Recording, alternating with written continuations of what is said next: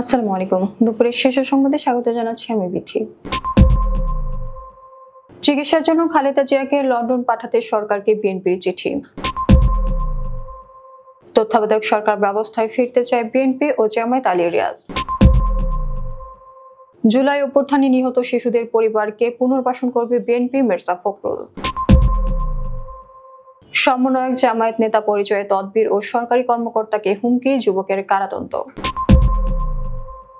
ডাকসু নির্বাচনের তফসিল ঘোষণা আজ, ভোট সেপ্টেম্বরে। দুই কিশোর শিক্ষার্থীকে তুলে নিয়ে মারধর, চুরির মামলায় গ্রেফতার, পরানো হলো হাতকড়া। ব্রাহ্মণবাড়িয়ায় তৃতীয় দিনের মতো সিএনজি অটোরিকশা ধর্মঘট, জনদুর্ভোগ। রাঙামাটিতে ইউপিডিএফ এর আস্তানায় সেনাবাহিনীর অভিযান, অস্ত্র গোলাবারুদ উদ্ধার। বিশ্ব বাঘ দিবস আজ। চালককে পাশে বসিয়ে ট্রাক চালাচ্ছিল হেলপার, দুর্ঘটনায় মৃত্যু। মালয়েশিয়ায় হুন্ডি কারবারের অভিযোগে 6 বাংলাদেশি আটক। ফিলিস্তিন রাষ্ট্র ছাড়া ইসরায়েলের সঙ্গে সম্পর্ক নয় সৌদি পররাষ্ট্রমন্ত্রী। মোদির তীব্র সমালোচনায় চিদাম্বরম বললেন, প্রমাণ ছাড়া পাকিস্তানকে দোষ দেবেন না। শুনছিলেন শিরোনাম, এবার বিস্তারিত। উন্নত চিকিৎসার জন্য সাবেক প্রধানমন্ত্রী বিএনপি চেয়ারপারসন খালেদা জিয়াকে ফের লন্ডন পাঠাতে চায় তার দল। এজন্য দলটির পক্ষ থেকে চলতি সপ্তাহে অন্তর্বর্তী সরকারের কাছে এবং তার 4 সফর সঙ্গীর জন্য 10 বছরের মাল্টিপল এন্ট্রি ভিসা চেয়ে নোট ভার্বাল ইস্যু করতে অনুরোধ করা হয়েছে। ইতিমধ্যে নোট ভার্বাল প্রক্রিয়া সম্পন্ন করেছে পররাষ্ট্র মন্ত্রণালয়। খালেদা জিয়া চিকিৎসার জন্য যুক্তরাজ্যে চলতি মাসে বা খুব নিকট সময়ের মধ্যে সফর করবেন মর্মে দ্রুত সময়ের মধ্যে নোট ভার্বাল সম্পন্ন করা হয়েছে। কূটনৈতিক সূত্রে জানা গেছে, রোববার বিএনপির চেয়ারপারসনের একান্ত সচিব এপিএম আব্দুল সাত্তার স্বাক্ষরিত একটি অতি জরুরি চিঠি পররাষ্ট্র সচিব আসাদ আলম সিয়ামকে পাঠানো হয়েছে। জাতীয় ঐকমত্য কমিশনের সহসভাপতি অধ্যাপক ডক্টর আলী রিয়াজ জানিয়েছেন, বিএনপি ও জামায়াত ত্রয়োদশ সংশোধনী অর্থাৎ তত্ত্বাবধায়ক সরকার ব্যবস্থায় ফিরতে চায়।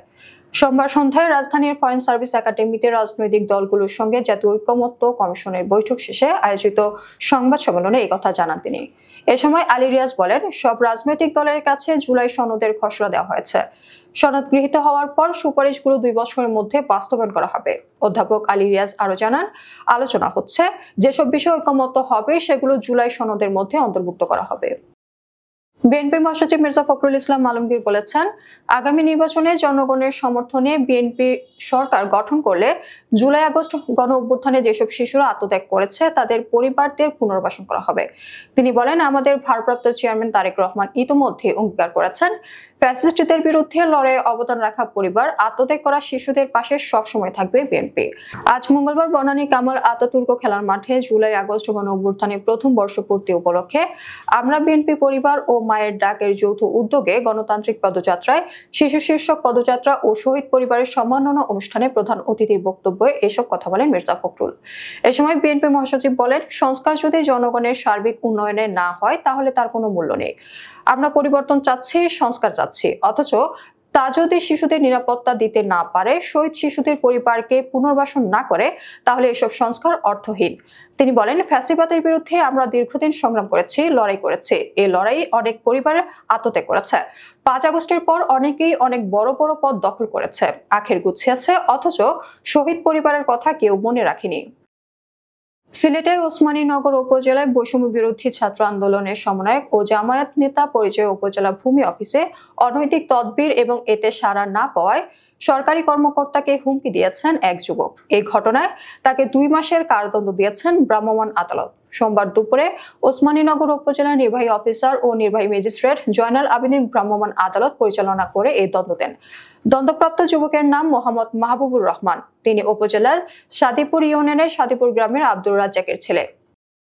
ঢাকা বিশ্ববিদ্যালয় কেন্দ্রীয় ছাত্র সংসদ ও হল সংসদ নির্বাচনের তফসিল আজ বিকাল 4টায় নবাব আলী চৌধুরী সিনেট ভবনে ঘোষণা করা হবে। তফসিল ঘোষণার পর সেপ্টেম্বরের দ্বিতীয় সপ্তাহে ভোট হতে পারে বলে জানিয়েছেন ডাকসু নির্বাচনের রিটার্নিং কর্মকর্তা অধ্যাপক ডক্টর গোলাম রাব্বানী। এর আগে বৃহস্পতিবার ঢাকা বিশ্ববিদ্যালয়ের আব্দুল মতিন চৌধুরী ভার্চুয়াল রুমে সাংবাদিকদের সঙ্গে মতবিনিময় সভায় বেশ কিছু পদক্ষেপ নেওয়ার কথা জানায় নির্বাচন কমিশন। এর মধ্যে উল্লেখযোগ্য হচ্ছে 2018-19 সেশনের শিক্ষার্থীরা ভোটার বা প্রার্থী হতে পারবেন না। ভোটার তালিকায় ছবি ও কিউআর কোড থাকবে। তফসিল ঘোষণার 45 দিনের মধ্যে নির্বাচন আয়োজন, ভোটদান সংক্রান্ত টিউটোরিয়াল ভিডিও প্রকাশ ইত্যাদি। মানিকগঞ্জের সাটুরিয়া উপজেলার বড়াইত ইউনিয়নের 12-16 বছরের দুই কিশোরকে তুলে নিয়ে মারধর করা হয়েছে বলে অভিযোগ করেছে।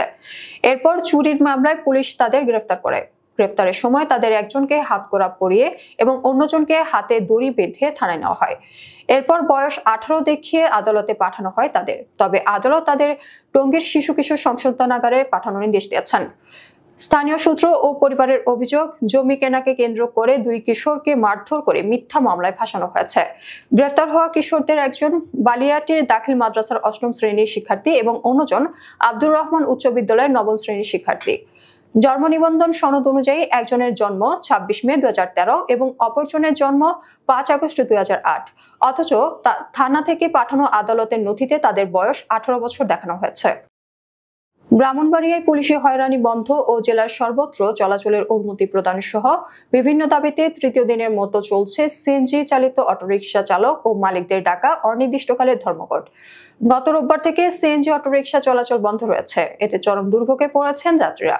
সিএনজি অটোরিকশা চালকরা গত 2 দিন অন্যান্য যানবাহন চলাচলে বাধা দিলেও আজ মঙ্গলবার সকাল থেকে স্বাভাবিক রয়েছে যানবাহন চলাচল। এর আগে গত শনিবার জেলা সিএনজি চালিত অটোরিকশা পরিবহন মালিক সমিতির জরুরি বৈঠকে ট্রাফিক পুলিশ হয়রানির পাশাপাশি অটোরিকশা আটক এবং ছাড়ানোর জন্য মোটা অঙ্কের টাকা দাবির প্রতিবাদে অনির্দিষ্টকালের ধর্মঘট কর্মসূচি ঘোষণা করা হয়। রাঙামাটির বাঘাইছড়িতে United Peoples Democratic Front UPDF এর একটি আস্তানায় অভিযান চালিয়ে একে 47 সহ অস্ত্র ও গোলাবারুদ উদ্ধার করেছে সেনাবাহিনী। মঙ্গলবার সকাল 10টার দিকে আন্তঃবাহিনী জনসংযোগ পরিদপ্তর আইএসপিআর এর এক বিজ্ঞপ্তিতে এই তথ্য জানানো হয়েছে। বিজ্ঞপ্তিতে বলা হয়েছে, বাগাইহাটের দুর্গম পাহাড়ে ইউপিডিএফ এর আস্তানায় সেনাবাহিনীর অভিযান ও গোলাগুলি হয়েছে। একে 47 সহ বিভিন্ন অস্ত্র ও গোলাবারুদ উদ্ধার করা হয়েছে। আজ বিশ্ব বাঘ দিবস। বাঘের প্রাকৃতিক আবাস রক্ষা করা এবং বাঘ সংরক্ষণের জন্য সাধারণ মানুষের মধ্যে সচেতনতা তৈরির লক্ষ্যে প্রতি বছরের 29 জুলাই বিশ্ব বাঘ দিবস পালন করা হয়। জানা গেছে 2010 সালে রাশিয়ার সেন্ট পিটার্সবার্গে অনুষ্ঠিত বাঘ অভিবর্তনে এই দিবসটির সূচনা হয়। 2024 সালের বাঘ জরিপ অনুযায়ী বাংলাদেশে বর্তমানে বাঘের সংখ্যা 125টি। এর আগে 2015 সালে বাঘ শুমারি অনুযায়ী সুন্দরবনে বাঘ ছিল 106টি। বর্তমানে টিকে আছে 6টি উপপ্রজাতির বাঘ। এর মধ্যে বাংলাদেশের রয়্যাল বেঙ্গল টাইগার অন্যতম। বাংলাদেশ ছাড়া এশিয়ার মাত্র কয়েকটি দেশের বনে জঙ্গলে এই বাঘের বসবাস। বাংলাদেশের দক্ষিণ পশ্চিম কোণে সাগর ঘেঁষা নোনা জলাভূমির বাদাবন সুন্দরবন হচ্ছে বাঘের প্রধান বিচরণ স্থল। এই বাঘকে বলা হয় বেঙ্গল টাইগার। বিশ্বের অন্যান্য অঞ্চলে বাঘ একেবারে আলাদা বৈশিষ্ট্যের। রড ভর্তি ট্রাকটি চালাচ্ছিল হেলপার। পাশের সিটে বসা ছিল চালক। নিয়ন্ত্রণ হারিয়ে সামনে থাকা আরেকটি রড ভর্তি ট্রাককে পেছন দিক থেকে আঘাত করায় ঘটনাস্থলে চালকের আসনে থাকা ওই হেলপারের মৃত্যু হয়। গুরুতর আহত হয় হেলপারের আসনে থাকা চালক। মঙ্গলবার সকাল 6:30টার দিকে বনপাড়া হাটি কুমরুল মহাসড়কের নাটোরের গুরুদাসপুরের কাছিকাটা এলাকায় এই দুর্ঘটনা ঘটে। নিহত ওই হেলপারের নাম আবু সাইদ। সে রাজশাহীর কাশিয়াডাঙ্গার উত্তর বালিয়া গ্রামের এনামুল হোসেনের ছেলে এবং আহত চালক নাসিম হোসেন একই গ্রামের টিটু আলমের ছেলে। মালয়েশিয়ায় 6 বাংলাদেশিকে আটক করা হয়েছে। পুত্রজায় ইমিগ্রেশন সদর দপ্তরে ইন্টেলিজেন্স অ্যান্ড স্পেশাল অপারেশনস বিভাগ বলছে, আটককৃতরা হুন্ডি কারবারে জড়িত। তাদের মধ্যে হুন্ডি কারবারের মূল হোতাও রয়েছে। তারা ক্লাং উপত্যকার আশেপাশে বাংলাদেশিদের টার্গেট করে কাজ করে আসছিল। সোমবার ইমিগ্রেশন মহাপরিচালক দাতুক জাকারিয়া সাবান এক বিবৃতিতে বলেন, পুত্রজায় ইমিগ্রেশন সদর দপ্তরে গোয়েন্দা ও বিশেষ অপারেশন বিভাগের কর্মকর্তাদের একটি দল গত 27 জুলাই 4টি পৃথক স্থানে বিশেষ অভিযান পরিচালনা করে। জনসাধারণ ও গোয়েন্দা তথ্যের ভিত্তিতে হওয়া অভিযানের সময় একজন বাংলাদেশিকে আটক করা হয়, যাকে মূল পরিকল্পনাকারী বলে মনে করা হচ্ছে। এছাড়া 5 জন বাংলাদেশিকেও আটক করা হয়েছে, যাদের গ্রাহক বলে মনে করা হচ্ছে। আটককৃত বাংলাদেশিদের বয়স 26 থেকে 48 বছরের মধ্যে বলে ওই বিবৃতিতে জানানো হয়। ফিলিস্তিন রাষ্ট্র প্রতিষ্ঠা না হওয়া পর্যন্ত ইসরায়েলের সঙ্গে সম্পর্ক স্বাভাবিক করবে না সৌদি আরব। জাতিসংঘে অনুষ্ঠিত ফিলিস্তিন প্রশ্নের শান্তিপূর্ণ সমাধান ও দ্বিরাষ্ট্রভিত্তিক সমাধান বাস্তবায়ন বিষয়ক এক আন্তর্জাতিক সম্মেলনে একথা জানান সৌদি পররাষ্ট্রমন্ত্রী যুবরাজ ফয়সাল বিন ফারহান।